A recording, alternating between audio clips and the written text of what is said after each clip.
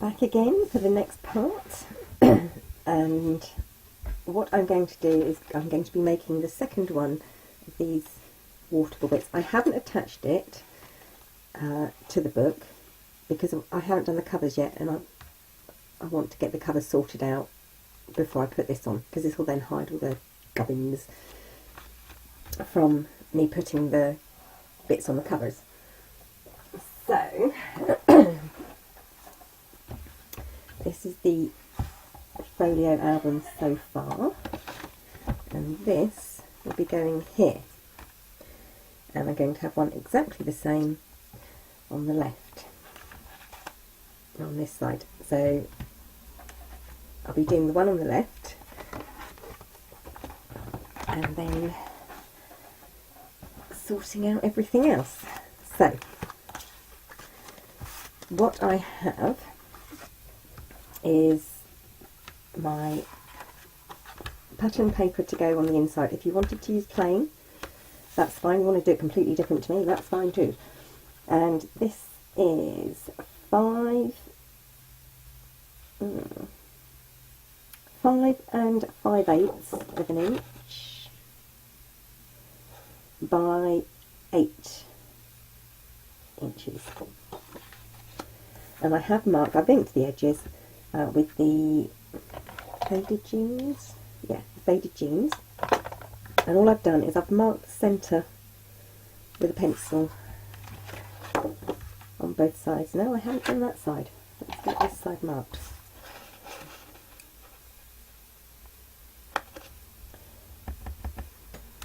That side, and that's just to help me a bit later on. Okay, the other thing is I've got 10 of these cards, which are 5 by 4 inches. So they're 5 by 4 inches, and I've just scored it at half an inch in, fold it over, put tape on. You don't need to mitre these. It's better if you keep them flat. So now, if you want the pattern paper showing through, there is a way you can do it, and that is you figure out where each one's going to be, and you slip the paper through, and then put your hinge bit through the slit in the paper so it won't show. To be honest, that's too much hassle. It's very difficult for someone like me to do without any degree of accuracy. So I'm just going to do it this way, and I'm really sorry about this glare. It's a really bright, lovely evening. And there's nothing I can do about that. So I'm going to start with, I've got my alternating colours, so red and blue. And I think, yep, I'm going to start with the blue. And I'm going to look at what I did on this one and see the gap that I've left and carry on from that one. So take my tape backing off,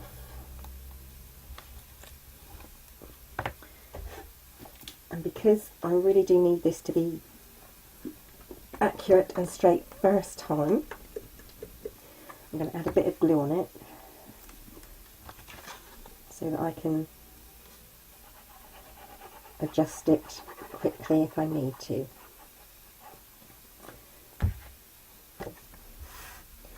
So make sure I know top from bottom, and this is the top, just to make sure, I do believe. Put an arrow so I know which is the top, and I want to centre it at the top,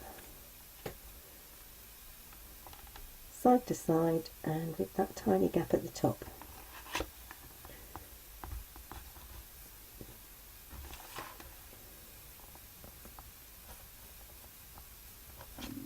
That looks about the same. Bring that down slightly. Right, that's the first one down.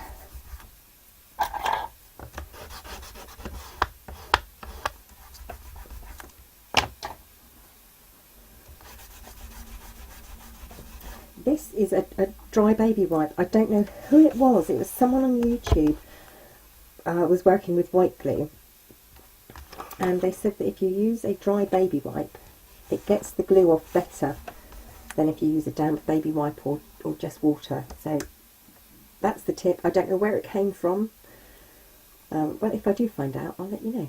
But it might have been NW Lady 1949, I think is her YouTube name. I think she might have been the one. But yeah, so a dry baby wipe works better than anything else to get glue smudges off. Okay, I digress.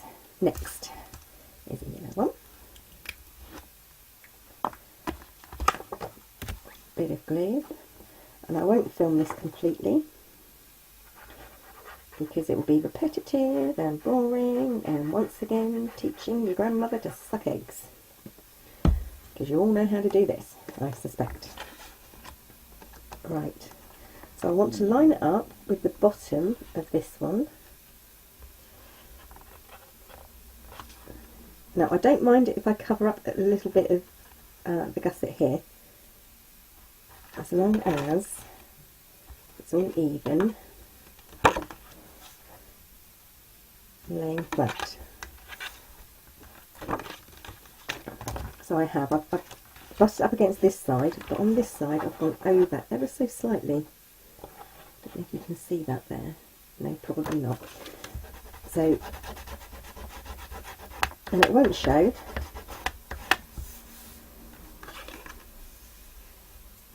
Right, so I'm going to do that all the way down with all 10 of them, and when I've done that, I'll be back. So I just shut the curtain a little bit to block out some of that harsh light. So I've got all 10 on now of the goldens, and what I'm going to do is I'm just going to scroll down,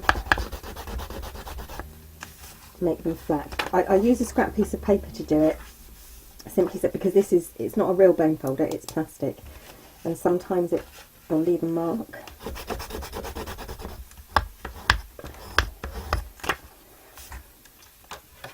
So I use a scrap piece of paper.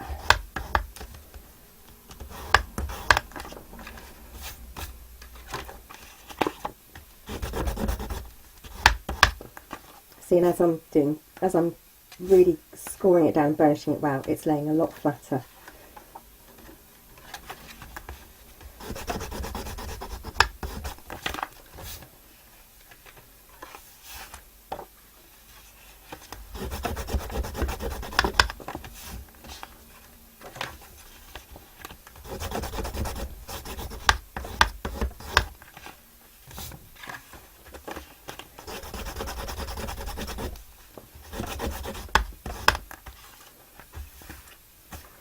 For that one, which is a bit curled, let's just straighten that out a little bit. It's a bit better.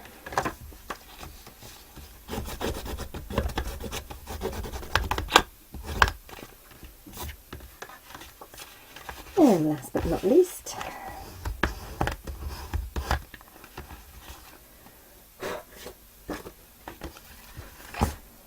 there we go. See all these little bits from the bone folder. Okay, right, next I want to put on the strap, which is this bit here, and this is scrap bits of paper. What I've used for the corners, and also the corners of the strap here, each corner here, is this little corner punch, so little scallop edge. You can see the dog got hold of it when he was a pup, but it still works fine. And this is fine for lightweight card and paper. Works really well. So I've done all the edges of the card. Okay, so put a magnet on the top, the one you choose to go on the top, and also on the top of the one you choose to go on the bottom. Put them together so they're nice and even.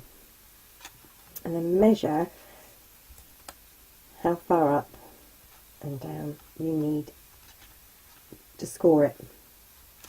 When you've done that,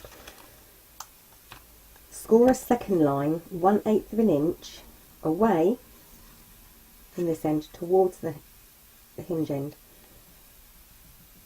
from the first score line. So you've got two score lines 1/8 of an inch apart, and what you're going to do is this is going to basically be a little fridge, a little gusset here there, to allow for expansion when you put photographs or whatever it is you're going to put on here.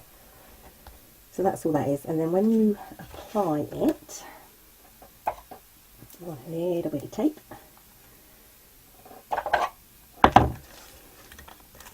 You want to put the tape under that second score line you did.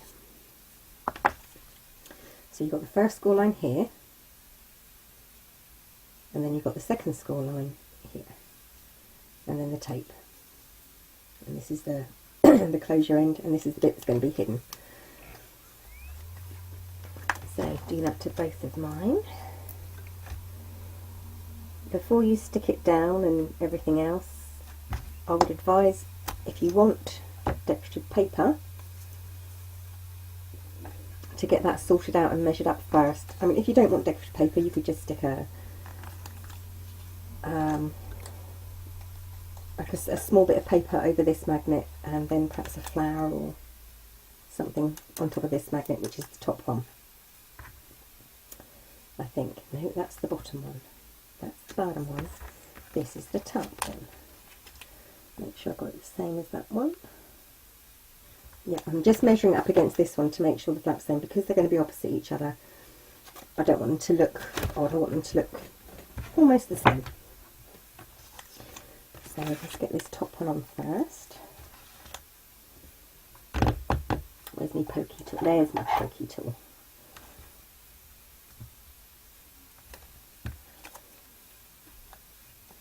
A bit of glue.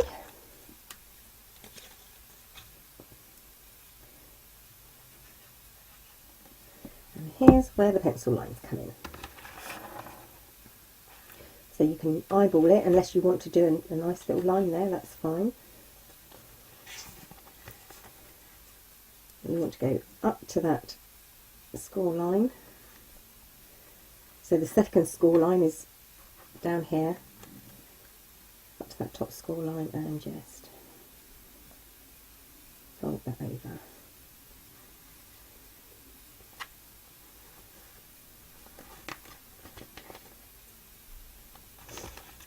There's that one. Put on your second one.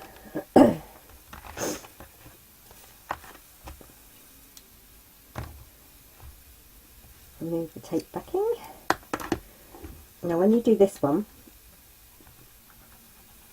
you have to be careful, because it will want to go to that second score line, and you want it on the first score line.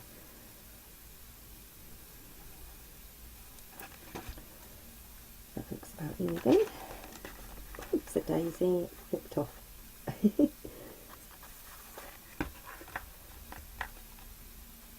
Yep, that looks even to me.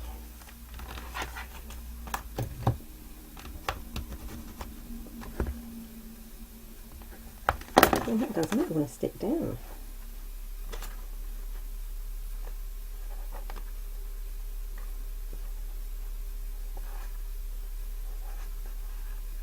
Give that a second.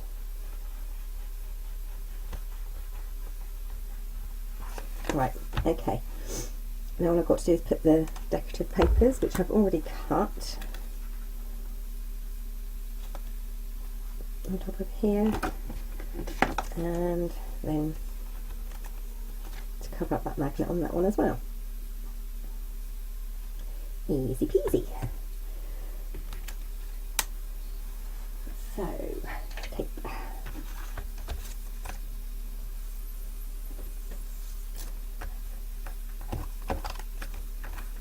And I've already written on mine which one's top and which one's bottom. And I'm just going to have tape and then a little bit of glue.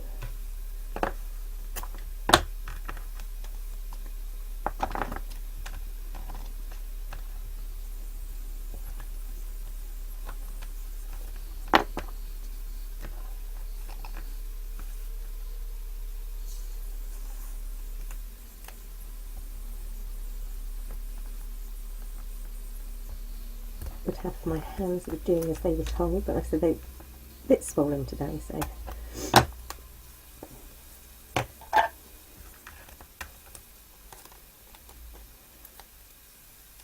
Cut off the excess there. Oh, the reason why I took the backing off this one first and then did it is simply because it's too wide to have both of them on there. That's all. Take off my tape backing.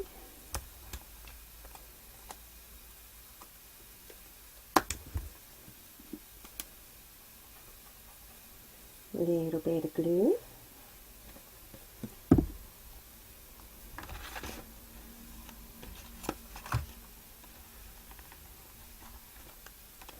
And then on it goes.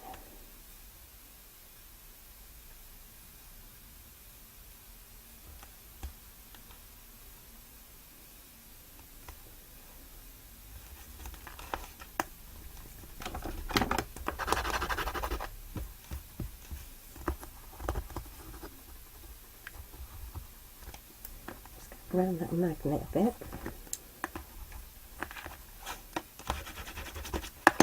There we go, right, so just got to do the second one now, which I'll do off camera, and then I'll be back. Okay, so that's all complete. My only decision now is whether I want this last pocket to be stuck down,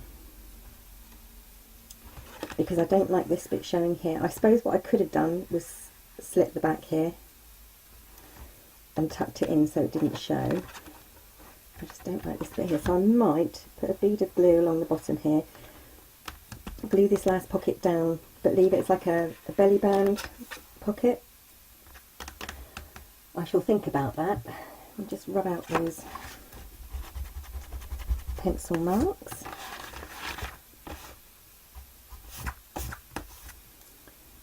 There. And I'm not going to stick these in yet because I want to do the covers first. Oops. Over. So, there we go. That's left and right all done. Ready to go in. And like I said, I'll probably put some little die cuts on it or something. Maybe. We'll see. And this one isn't quite the same as that one. There's more of a gap, but hopefully because they're going each side it won't show so much. So that's that bit all complete, and now I've got to think about what I'm going to do to the covers before I put this in. Bye for now.